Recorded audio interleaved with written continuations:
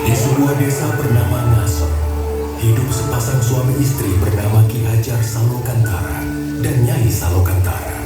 Selama puluhan tahun bersama, mereka belum juga dikaruniai seorang buah hati. Suatu hari, Ki Hajar Salokantara berpamitan untuk pergi bertapa ke Gunung Telomoyo demi meminta keajaiban seorang buah hati. Dengan menitipkan kelintingan pusakanya, Ki Hajar pun pergi meninggalkan Nyai Salokantara.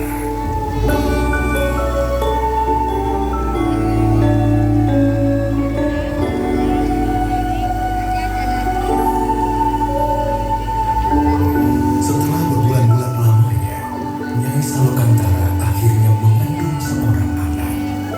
Namun, takdir semesta mengejutkannya. Anak yang dikandungnya bukanlah seorang anak manusia, melainkan seekor ular naga yang bisa bicara. Ia memberi nama naga tersebut Baru Klenteng, nama yang diambil dari kelentengan pusaka milik Ki Hajar Salokantara.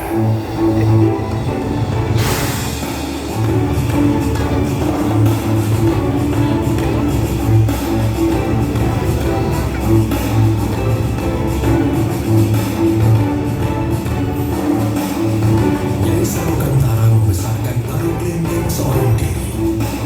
Baru Klenteng memiliki kekuatan untuk memperbaiki segala sesuatu dengan hembusan nafasnya. Dikala Baru Klenteng beranjak remaja, ia mulai bertanya akan keberadaan ayahnya. Nyai Salokantara kemudian menyuruhnya pergi untuk menemui ayahnya di Gunung Telomoyo dengan membawa bukti berupa kelintingan. Nyai pun berpesan, Baru, di luar sana akan banyak orang yang tidak menyukai rupamu. Jangan pernah kau membalas kejahatan dengan kejahatan. Percayalah, hanya kebaikan yang akan membawa ketentraman di muka bumi ini. Jika sesuatu terjadi padamu, peganglah kelintingan pusaka ini dengan erat. Senantiasa, semesta akan menolongmu. Hati-hati, Baru. Baru pun terbang meninggalkan tempat tinggalnya untuk menemui ayahnya Ki Hajar Salokantara.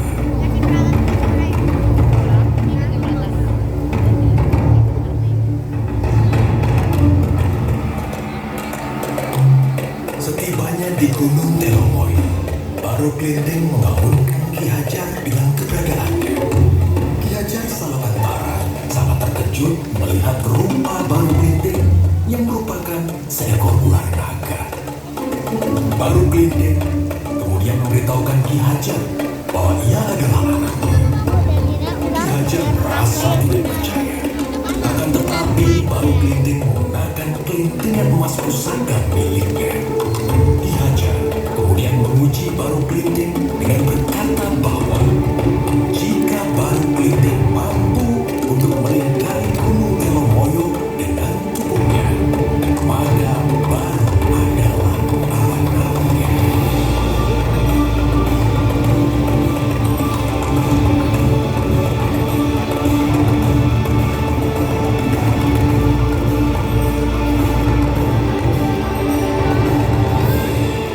Dengan keberhasilan Baru, Ki Hajar kemudian berpesan, "Wahai Baru Klenteng, kau memang anakku yang dikaruniai oleh semesta. Sekarang, hendaklah kau pergi ke Bukit Tugur dan bertapa. Maka wujudmu akan berubah menjadi manusia." Baik, Ayahanda. Dengan harapan besar untuk menjadi ciptaan yang sempurna, Baru Klenteng terbang dengan cepat ke Bukit Tugur.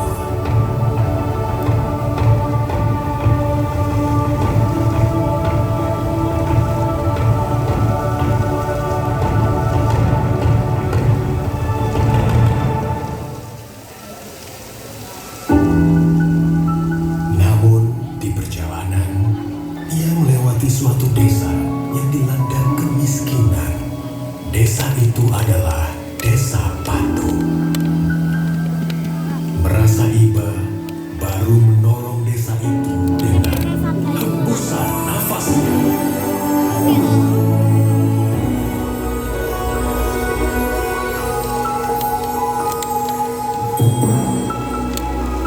desa Patok dengan berlomba-lomba mengambil semua makanan itu. Di saat yang bersamaan, semesta mengubah Baru Klinting menjadi seorang anak manusia.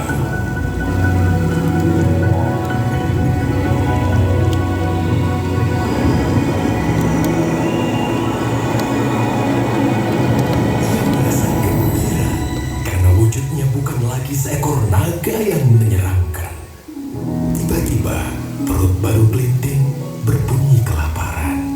Dengan rupa seorang manusia, Baru Klinting tidak lagi takut untuk menghampiri desa tersebut. Ia berjalan mendekati desa dan meminta makanan pada salah satu warga. Akan tetapi, Baru Klinting malah diusirnya. Siapa kau anak kecil? Di sini tidak ada makanan untuk. Semua ini hanya untuk kami, warga desa Patok. Pergi kau dari sini.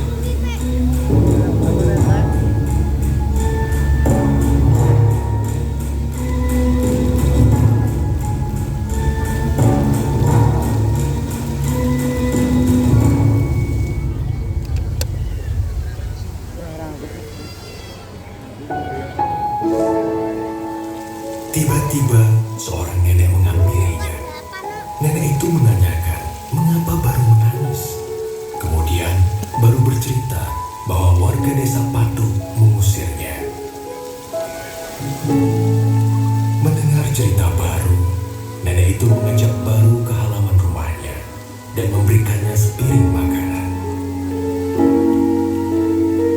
Lalu nenek itu menceritakan sifat asli warga desa Patok yang angkuh dan serakah. Seberapapun keajaiban yang terjadi kepada mereka, mereka tidak pernah menyampaikan rasa syukur kepada semesta. Kemudian nenek itu berpesan kepada Baru, jika ia mendengar gemuruh langit, maka segeralah pergi ke bukit paling tinggi.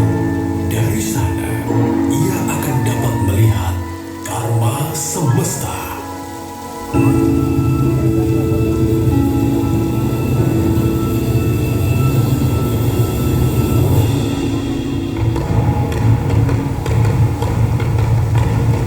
Tak lama kemudian, gemuruh besar terdengar dan hujan mulai turun.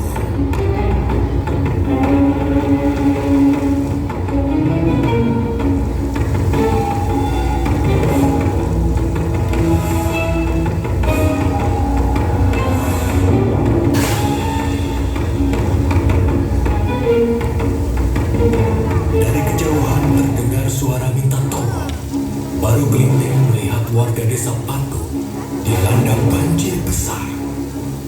Melihat kejadian tersebut, Baru teringat perkataan ibunya.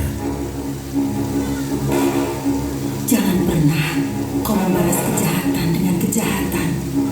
Percayalah, hanya kebaikan yang akan membawa ketentraman di muka bumi ini.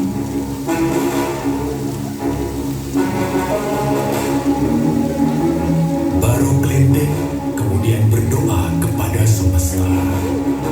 Wahai semesta, kembalikanlah wujudku seperti semula. Aku ingin menolong semua orang dengan wujudku apa adanya.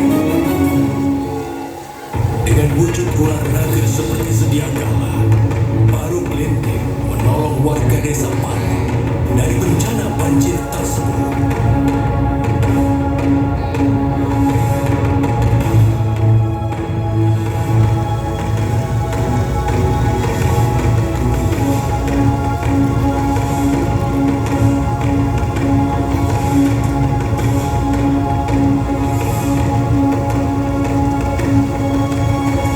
Sampainya di puncak bukit, warga desa Patok merasa takjub atas sosok seekor naga yang telah menolong mereka.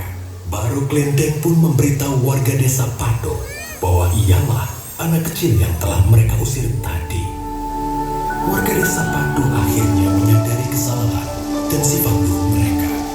Dengan tundukan rasa hormat, warga desa Patok menyampaikan rasa syukur mereka atas Baru Klinting dengan menamakan tempat tersebut Rawa Pening, yang berarti melambangkan kebeningan hati Baru Klinting.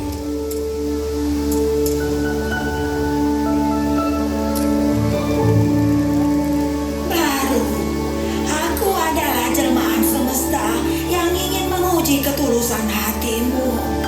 Kau adalah kesatria yang tabah dan tangguh dengan hati yang tulus seperti anak kecil. Maka dari itu, akan kuubah wujudmu menjadi seekor naga yang selalu membawa kebahagiaan masa kini dan disukai oleh semua orang, yaitu naga loka.